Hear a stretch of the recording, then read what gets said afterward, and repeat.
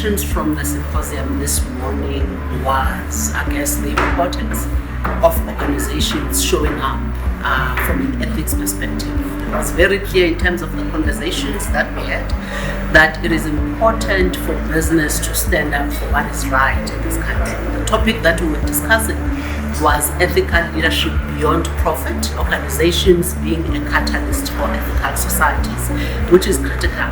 I think when Professor Dion Rousseau introduced the subject, he spoke about how business ethics normally has two dimensions. The first dimension is what happens internally within the organization, and the second dimension is what happens externally outside of the organization. What happens externally outside of the organization is more important because that is where business shows up from a corporate social responsibility perspective. There is also this notion of ESG, which we as businesses are expected to actually uphold. And in the ESG, I know we normally emphasize the E and the G, but the S is more important because that deals with the social, it deals with the sustainability. It is this notion which makes us as business leaders to understand that business cannot be an island of prosperity in a sea of poverty.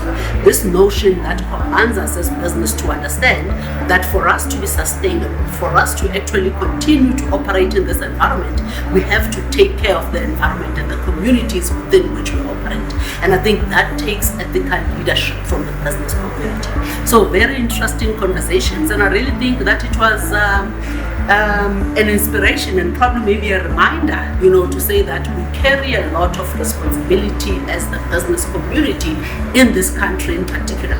We also made reference to the ethics barometer that is normally done by one of the institutions in this country, which says that society in South Africa says that 62% of South Africans trust business more than government. We therefore have to answer, to the question of what are we going to do to the trust or about the trust that has been placed on us by society.